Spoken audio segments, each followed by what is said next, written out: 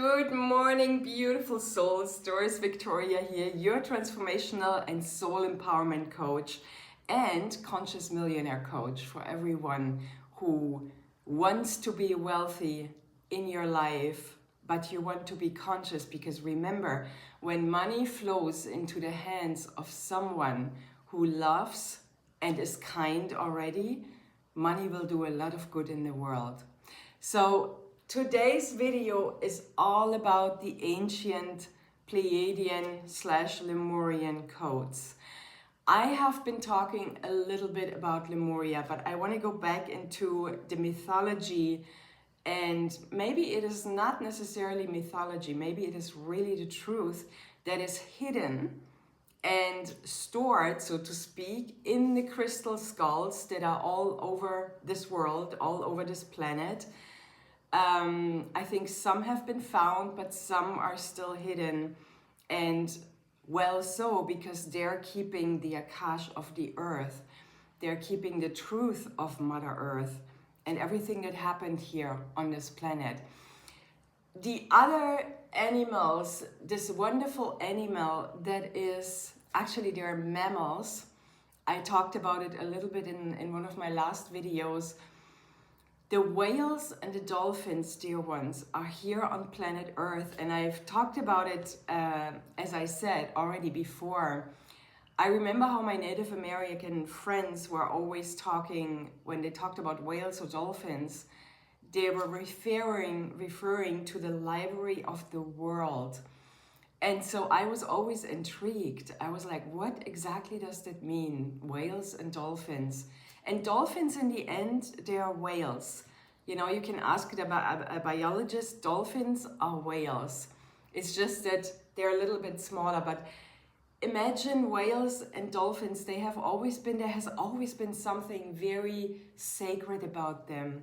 And I don't know, but when you're on a boat out in the ocean and you're surrounded by dolphins, what do you feel? I mean, don't you feel that there's something, there's like a swirling or like an activation going through your body? It's like, you know, it is reviving you in your bones almost, kind of like helping you to remember who you are, helping you to remember why you are here on planet Earth. Maybe, and maybe not, but whales and dolphins have always been doing that for me, and I will never forget that moment back in Monterey when I looked into the eyes of a whale. It was for me, as a truth seeker and finder, I decided to not say truth seeker anymore. I'm gonna say truth finder now, because if you are a seeker, you will always be just a little bit right before your breakthrough, right before what you seek. But if you are a finder, you're bringing things closer, you're bringing things faster into manifestation. So therefore, truth finder, me as a truth finder, when I looked into the eye of that whale, something deeply, I don't know, it was like my bone memory got reawakened. It was like in the eye of that whale, I could see the entire history of Mother Earth. I could see the 5 suns. I could see the first sun, that was Lemuria, where peace was still reigning the earth, where Pleiadian mothers were there installing the sacred DNA into our bodies, so that humanity would from then onwards be a piece of God, and be able to remember who they are, if they are truth seekers or truth finders, of course. I mean, we all have free will, we all have the choice. We all come to Earth forgetting why we came. Some of us remember. There are some very enlightened people. I believe the future is going to be children who do remember, children who are absolutely coming in with that consciousness that we all have when we're on the other side of what we call the whale being the non-physical, and then the physical, the material world. So I believe children in the future, they will come in with full consciousness of who they are and where they come from. So I think the confusion on this planet about life of humankind, and then let's say the power of the dark forces, who is still able to kind of confuse the minds of humanity, those who haven't found the truth yet.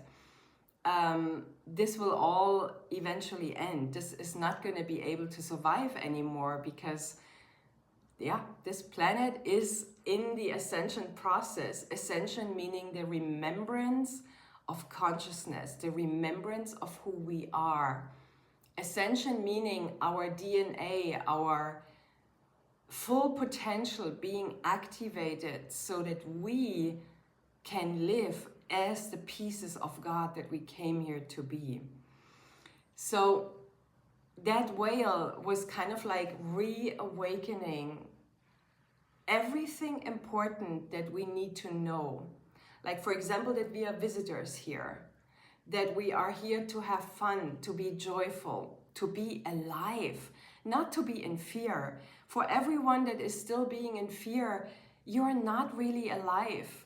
You know, fear is actually killing our consciousness, because where there's fear, you will always feel like, oh no, I can't do this because then and then that would happen.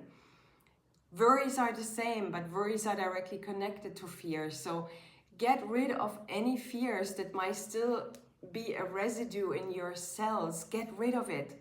You know, cleanse it out from your cells. Like people that are detoxifying in spring, when they detoxify their physical bodies, what we need is we need to detoxify from all the toxic information that has been conditioned into our minds to believe about us, who we are, that we just numbers, that we come to earth to be fabric workers, and then we have to have a 9-to-5 job, and then we have to get married, and we have to get children, and we have to pay our taxes. And you know, this is all the old paradigm. This is all no longer, this is not going to survive, dear ones. This is the old world that was ruled by authorities that were mostly dysfunctional. None of them remembered who we truly are, because otherwise they would have treated human beings as sacred, because that's who we truly are. Every single one of us is sacred. So when I looked into the eye of that whale, not only did I find the truth, not only did I feel like there was an awakening going on in my DNA, an awakening in my cells, an awakening in my consciousness, it was suddenly that I remembered what our purposes are, what our reason is to be here on earth. So every human being comes to this planet in order to make a difference, without exception. And you don't necessarily have to be loud. You don't necessarily have to have your own YouTube channel, or, you know, there's people living quietly a life as a cashier, for example, at a supermarket. But whenever they are, you know, having a client, whenever they're with a client, they're leaving something behind. And sometimes, you know, remember that whale, sometimes just a look into someone else's eyes can reawaken their consciousness, or can help them to get back towards consciousness, helping them to get back to remember why they are here, or who they truly are, beyond of what we used to believe about who we are. Because, dear ones, as I said before, we are way more than society wants us to believe that we are. So back to the Lemurian codes, the Pleiadian codes. Okay, so going back to Lemuria. Lemuria was the first sun here on planet Earth. It existed about 200,000 years ago in what is now known as Hawaii, the Polynesian Islands in the Pacific Ocean. And I believe I always felt very intrigued by what gave the Pacific Ocean the name Pacific. Pacific comes from peace, peaceful ocean. And I don't know, I always felt like there was something about the Pacific Ocean, whereas the Atlantic Ocean gave me fear. It was wild, it was kind of like more masculine, you know, it was more, what can I say, there was more young energy in the Atlantic Ocean. When I was walking along the Atlantic coast, there was always like a superstition that I had towards the Atlantic Ocean, whereas the Pacific Ocean for me contained wisdom, it contained peace, it contained a sacred formula to reawaken if you would go and swim in the Pacific Ocean, if you would just, you know, get yourself infused with those waters. So the Pacific Ocean is the ocean where we can find today's remainings of Lemuria. Lemuria was all volcanic, and it was a beautiful, lush green continent like the Hawaiian Islands are still today. But it was a way bigger area to live. And I always had this remembrance of tall, beautiful people. They were all about, there were children, and then there were, I do not remember elder people, because people back then still had the consciousness that aging is just an illusion. And for those of you not knowing yet, for those of you who still think that aging is a normal process, look into my last videos where I talked about the truth about aging, and then the one before. The two videos that I recorded in Sedona, they are talking about us and why we age, and that this is actually just a big illusion. If we believe, if we buy into fear, if we buy into worry, it is going to wear out our body, our physical body, because that's not who we are. We come here to be playful. We come here to be joyful. We come here to reawaken and to live life as there was no tomorrow. Many of us have forgotten, because we're always like, oh, we must make sure that our money is still enough tomorrow and that we can still pay, nutrition or our bills tomorrow. That's not what we're supposed to do, dear ones. You know, I just want to share something with you, and then I go into the Pleiadian Lemurian codes. Just the other day, I have like a little stop clock, like a little stopwatch that I use for my breath work in the mornings. And I realized that the battery got kind of low, because there was always that sound, that deet, that deet sound that is actually telling you that be careful, you have to exchange the battery soon, otherwise the stopwatch, the stop clock will no longer work. So I saw that last Thursday. On Saturday, I went down to another village because I wanted to go a little bit to the beach, and I was laying at the beach, and later then I just got to town, got myself another big bottle of water, and as I was walking back to go home, I found one of those little batteries. I looked up which type I needed before, and then I saw on the street, right in front of my eyes, on a big square, that there's usually lots of booths and stuff. I saw one of those batteries lying on the ground, and I saw it, and I was like, hey, wait a moment, that looks like the one in my stop clock, in my stopwatch. So I picked it up, and I saw it was the same kind, and I took it home. I had someone exchange it for me, and now my stopwatch is working perfectly well again, and it doesn't make that sound again. So I wanted that thing lightly. I wanted this little tiny, battery. I wanted to have it lightly, and I let go. I knew I would find it in the supermarket, but here I was walking in that tiny village down at the coast of the Mediterranean Sea on that square, and I see this silver thing on the street. I pick it up, and it was exactly what I needed. So I didn't have to buy an entire pack. And I was like, this is just so amazing. The universe is hearing our very wishes. Everything that we need in every moment is always listened to by the universe. This is how loved we are. So let us go into the Lemurian codes. And I'm not going to share all of them with you because it would actually be too much for this video. But I want to start with one very important code that was instilled into us human beings by the Pleiadian mothers back 2,100 years ago, when we as humans then became God particles. The first one, the first code that is instilled in our DNA and ready to awaken now is return to center. Return to center. And dear ones, this is reminding me of the spiral. Return to center. You know, when you imagine a clock that is going anti-clockwise, it is always going within.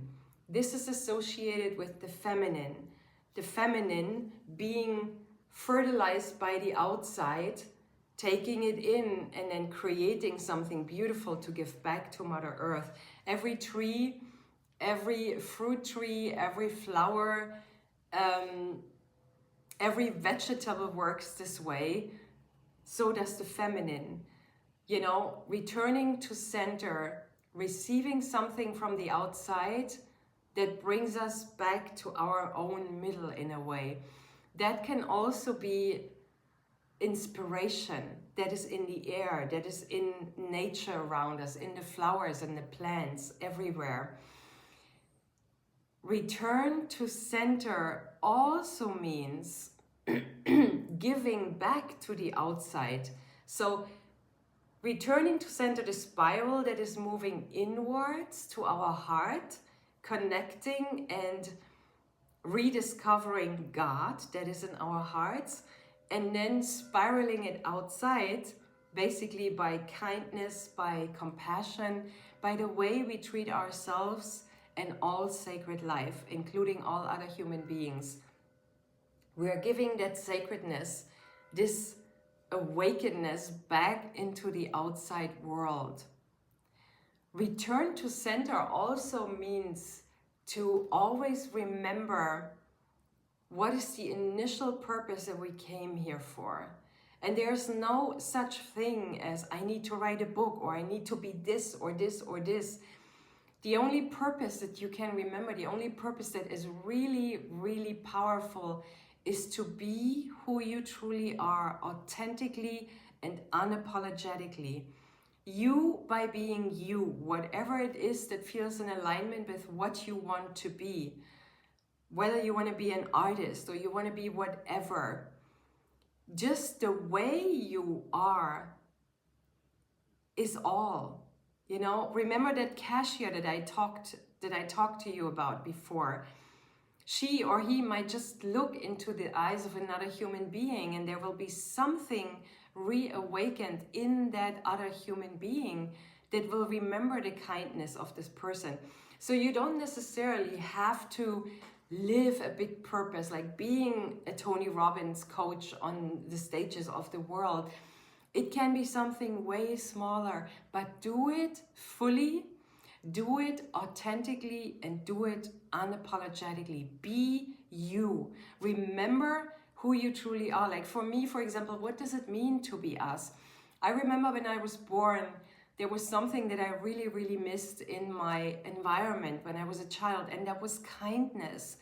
It was all very dictatorial. It was all very serious, and no one was laughing, and everyone had this long face, and you know, then that gray weather along with it. It was almost, some days were almost unbearable. So I actually brought myself back into my own dream world where it was easier for me to survive. Because in that dream world, the people were kind with each other. They were laughing, they were having fun. And because they were having fun and laughing and being kind with each other, the skies were clear. The skies were clearing up because I believe everything is a reflection of what is going on, you know? So in my dream world, it was way more bearable. And in that world, I could survive until I remembered that my dream world was not only in my dreams, it was a world that truly existed. in ancient Lemuria, where all of us were deeply connected. And as I said before, in Lemuria, I see children and I see tall, well-grown, well-groomed, beautiful human beings. Most of them were wearing white robes with gold, and none of them looked aged. Some of them looked very wise. You can see that they had, for example, gray hair, but their skin was still beautiful. They were still young. They were eternal young. Because in Lemuria, we lived with our codes activated. We remembered back 200,000 years ago, before we then decided, okay, the earth is now going through something different that will help humanity to remember at large. So there were children, yes, the children were always taught by mothers, and there were also adults and there were elders, but the elders were not looking like elders with a lot of wrinkles in their faces. They were still looking beautiful and young, and kind of like there was something invincible in, and there is something invincible in our DNA as well, because we still contain the same DNA that they did back then. Okay, dear ones, this was the first Lemurian code that I wanted to talk to you about it today. Return to center. I would love to hear your comments. Please leave me a comment in the section below. What do you understand when you hear return to center? Let us know in the comments below. Please share what you know or what you intuit or what you feel about this code. And the next video, I'm going to continue talking about the other codes that are being fully activated now, because of the cosmic influences here on Earth, but also because humanity is ready again. Until then, dear ones, I'm looking forward to read you in the chats. Mwah! Lots of love, and I'll see you in the next video. Bye for today.